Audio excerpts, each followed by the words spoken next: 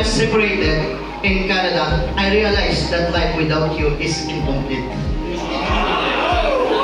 And I knew I had to come back to you. Inilong ko, Tagalog ko na una para may binilad nyo, kaya in-English ko na. Your love and patience have been my strength.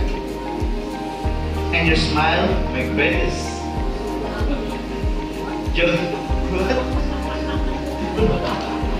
Today as we stand here, I promise to be your partner in all things, to support and encourage you always. I want to love you deeply, to be faithful and true, and to walk with you hand in hand through all of life's adventures. I love you. And 1, 2, 3, blow!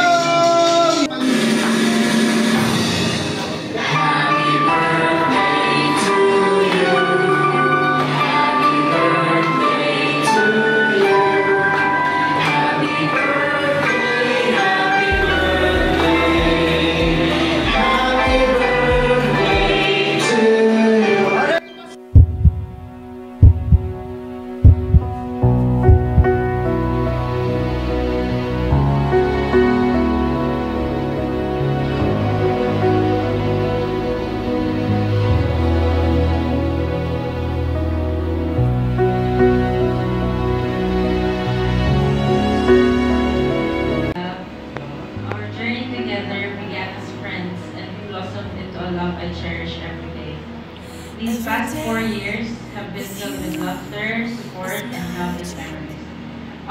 The distance was tough when we went to Canada, but our love remains strong. Your return and proposal showed me that our bond is unbreakable and that we are fully committed. Today, I promise to stand by your side through every joy and challenge. I vow to support your dreams, cherish our moments together, love you with all my heart for the rest of my life. Of I love yous, 2 hearts, 1 beat. You whisper to me, be mine for a lifetime. It's the little things that make our hearts meet. It's like I can hardly breathe when you say my name. I know we've waited and we've prayed, and here we are for a lifetime.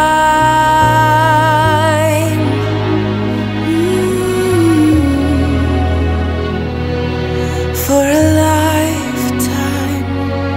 Every day, I swear I need you. With each glance, I love you more and more. Our walls came crumbling down. Now hand in hand we soar. For a lifetime of I love yous, 2 hearts. Magandang hanip po sa lahat. Ito yung pinakamahirap na request ni Sir na dito ako sa harapan ngayon ng aking mga anak.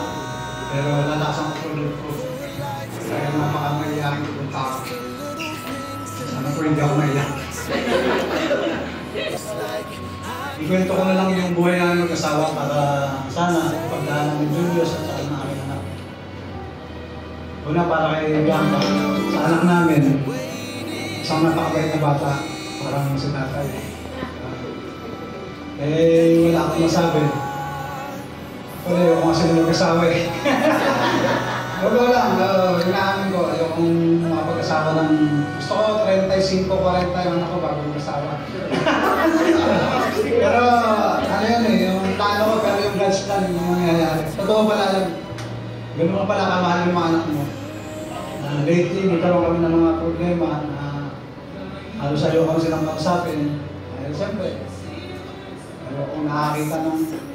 Ever since, hindi nagka-birthday ng anak ko. First time si Julius, kaya sabi ko, Julius, para sa'yo. Mahalin mo anak namin. At gusto ko papabayaan. So, kung malaman mo na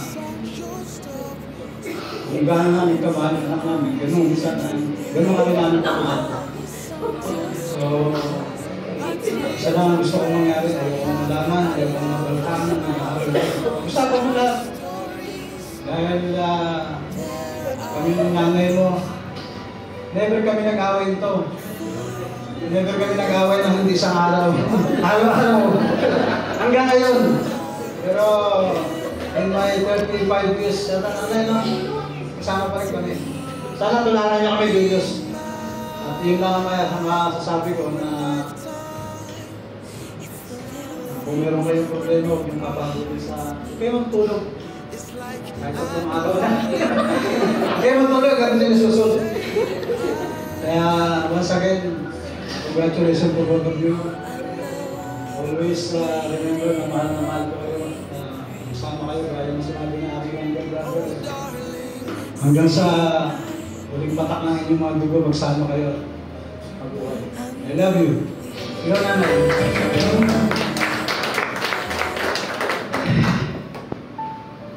Wala po akong masabi kasi simulat pagkabata ng mga anak ko, kasama ko na sila.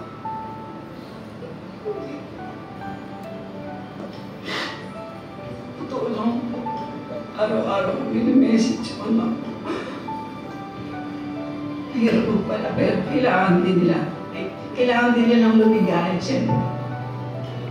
Hindi naman natin pagkakait sa kanila yun dahil naranasan din natin maging may love. Kaya naintindihan mo naman po. Sana Julius, mahalin mo yung anak po dahil hindi pa nagka-boyfriend. Ikaw na.